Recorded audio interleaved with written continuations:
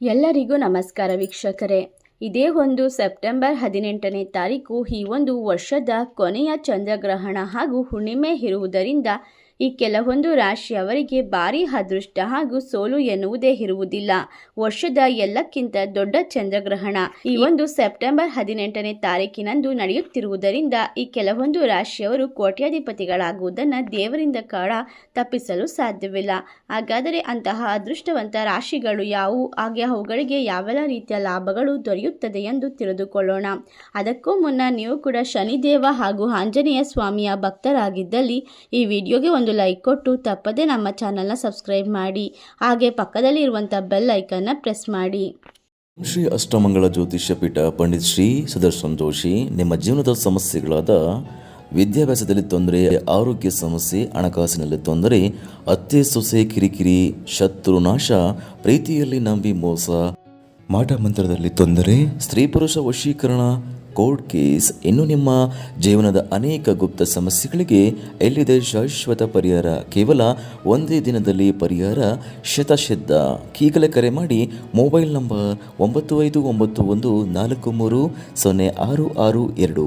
ಹೌದು, ಈ ರಾಶಿಯಲ್ಲಿ ಇರುವಂತಹ ವ್ಯಕ್ತಿಗಳಿಗೆ ಈ ಒಂದು ಭಯಂಕರವಾದ ಗ್ರಹಣ ಮುಗಿದ ನಂತರ ಉತ್ತಮವಾದ ಒಳಿತಾಗುತ್ತದೆ.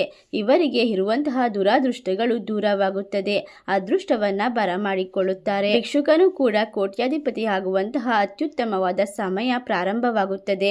ಈ ಒಂದು ಗ್ರಹಣದಲ್ಲಿ ನೀವು ಮಾಡುವ ಕೆಲಸಗಳನ್ನು ಮುಂದೂಡುವುದು ಉತ್ತಮವಾಗಿರುತ್ತದೆ.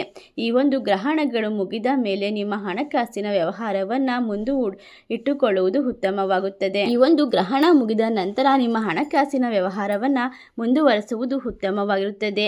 ಈ ರಾಶಿಗೆ ಸೇರಿದ ಜನರಿಗೆ ಕುಟುಂಬ ಜೀವನವು ಶಾಂತಿ ಮತ್ತು ಸೌಹಾರ್ದತೆಯಿಂದ ಕೂಡಿರುತ್ತದೆ. ಆದರೆ ಕೆಲಸ ಮತ್ತು ವ್ಯಾಪಾರ ಮಾಡುವ ಸ್ಥಳದಲ್ಲಿ ಜನರು ಕಷ್ಟ ಮತ್ತು ಒತ್ತಡದಿಂದ ಕೂಡಿರುತ್ತಾರೆ ಎಂದು ಹೇಳಬಹುದು. ಎಲ್ಲ ರೀತಿಯ ಕಷ್ಟಕರ ಪರಿಸ್ಥಿತಿಯನ್ನು ಎದುರಿಸಬೇಕಾಗಿ ಬರಬಹುದು.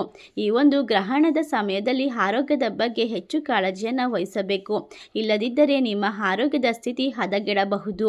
ಈ ರಾಶಿಯವರಿಗೆ 12ನೇ ಮನೆಯಲ್ಲಿ ಚಂದ್ರಗ್ರಹಣ ಸಂಭವಿಸುತ್ತಿದ್ದು ಇವರಿಗೆ ಸ್ವಲ್ಪ ಮಟ್ಟದ ಆರ್ಥಿಕ ಪರಿಸ್ಥಿತಿ ಹದಗೆಡುವ ಸಾಧ್ಯತೆ ಇದೆ.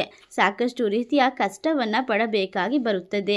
ಆದರೆ ಯಾವುದಕ್ಕೂ ನೀವು ಎದುರದೆ ದೇವರ ಮೇಲೆ ನಂಬಿಕೆ ಇಟ್ಟು ನೀವು ಮಾಡುವ ಕೆಲಸವನ್ನು ಶ್ರದ್ಧಾ ಭಕ್ತಿಯಿಂದ ಮಾಡುವುದರಿಂದ ಎಲ್ಲವೂ ಕೂಡ ಉತ್ತಮವಾಗುತ್ತದೆ. ಆಂಜನೇಯ ಸ್ವಾಮಿ ಹಾಗೂ ಶನೇಶ್ವರ ಸ್ವಾಮಿಯ ಕೃಪೆಯು ನಿಮ್ಮ ಮೇಲೆ ಇರುವುದರಿಂದ ಎಲ್ಲ ರೀತಿಯಿಂದಲೂ ಶುಭ ಫಲವನ್ನು ಪಡೆದುಕೊಳ್ಳುತ್ತೀರಾ. ಯಾವುದೇ ಒಂದು ಕಷ್ಟ ಬಂದರೂ ಕೂಡ ಸುಖ ಎನ್ನುವುದು ಅದರ ಹಿಂದೆ ಇರುತ್ತದೆ ಎಂಬುದನ್ನು ನೀವು ಮರೆಯಬಾರದು. ಅಷ್ಟೇ ಅಲ್ಲದೆ ಈ ರಾಶಿಯವರಿಗೆ ಹಣಕಾಸಿನ ಲಾಭವಿರುತ್ತದೆ. ಇನ್ನು ಈ ರಾಶಿಯವರಿಗೆ ಉಂಟಾಗುವ ಎಲ್ಲ ರೀತಿಯ ತೊಂದರೆ ದೂರವಾಗುತ್ತದೆ. ಲಾಭವನ್ನು ಬರಮಾಡಿಕೊಳ್ಳುವ ರಾಶಿಗಳು ಯಾವುವು ಎಂದರೆ ಕುಂಭರಾಶಿ, ತುಲಾರಾಶಿ, ಮಿಥುನ ರಾಶಿ, ಮೇಷರಾಶಿ, ಮೀನರಾಶಿ, ಧನಸ್ಸು ರಾಶಿ, ವೃಶ್ಚಿಕ ರಾಶಿ, ಕರ್ಕಾಟಕ ರಾಶಿ. ಈ ರಾಶಿಗಳಲ್ಲಿ ನಿಮ್ಮ ರಾಶಿ ಇದ್ದರೂ ಇಲ್ಲದಿದ್ದರೂ ಭಕ್ತಿಯಿಂದ ಜೈ ಹನುಮಾನ್, ಓಂ ಶನೇಶ್ವರಾಯ ನಮಃ ಎಂದು ಕಮೆಂಟ್ ಮಾಡಿ ಈ ವಿಡಿಯೋಗೆ ಒಂದು ಲೈಕ್ ಕೊಟ್ಟು ಎಲ್ಲ ಕಡೆ ಶೇರ್ ಮಾಡಿ. ಧನ್ಯವಾದಗಳು.